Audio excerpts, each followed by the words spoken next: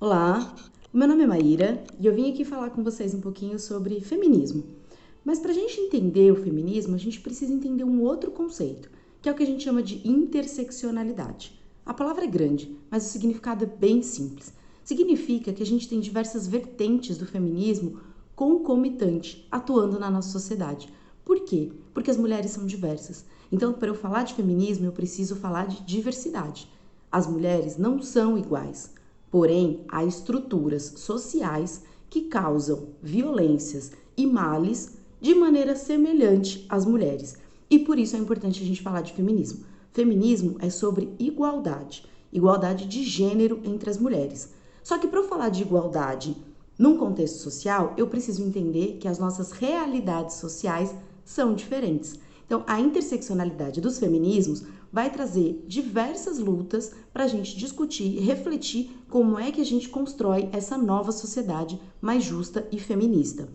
Por exemplo, a gente tem uma vertente que a gente chama de feminismo negro, que tem expoentes aí como Djamila Ribeiro e outras grandes pensadoras, Viola Davis e outras grandes filósofas que trazem a questão das mulheres negras com um recorte extremamente relevante.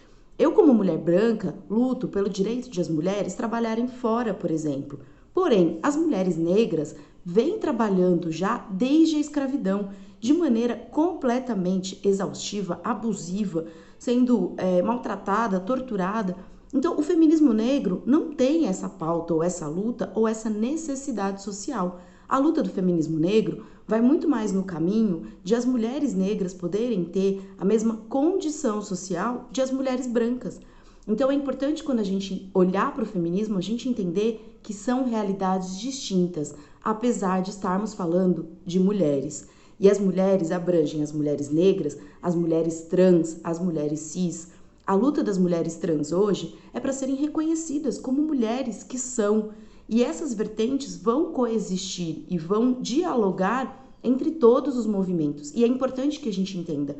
Uma mulher trans hoje vai utilizar-se de artifícios como, por exemplo, a estética, né? Vai usar uma maquiagem, um vestido, um cabelo comprido, que são marcos de um papel social feminino, né? De um papel de gênero feminino, para poder se colocar naquele lugar que é o lugar dela.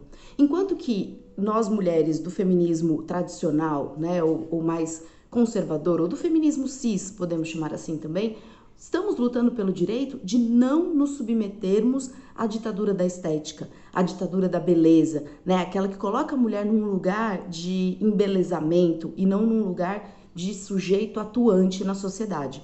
Então a gente tem todas essas lutas coexistindo e é importante a gente entender que todas elas são válidas, legítimas, necessárias e relevantes.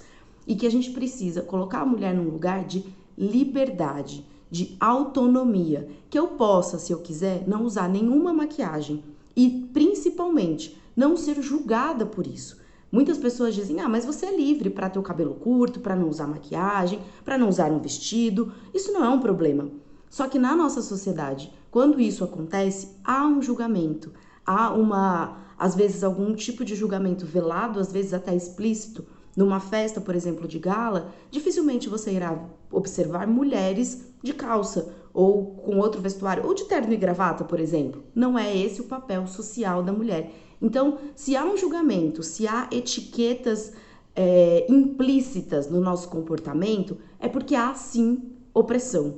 E é contra essa opressão que o feminismo luta, é contra essa opressão que a gente precisa dialogar e acabar com essa opressão, lembrando da interseccionalidade dos feminismos, porque as opressões são distintas. E para eu lutar contra opressões distintas, eu preciso de ferramentas distintas, eu preciso de discussões distintas e com todas elas juntas para que a gente possa efetivamente ter um espaço na sociedade onde as mulheres serão realmente donas de si e que elas não precisem se submeter a alguma coisa que não é delas.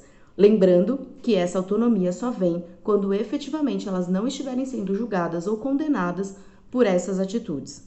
Muito obrigada, espero que eu tenha ajudado.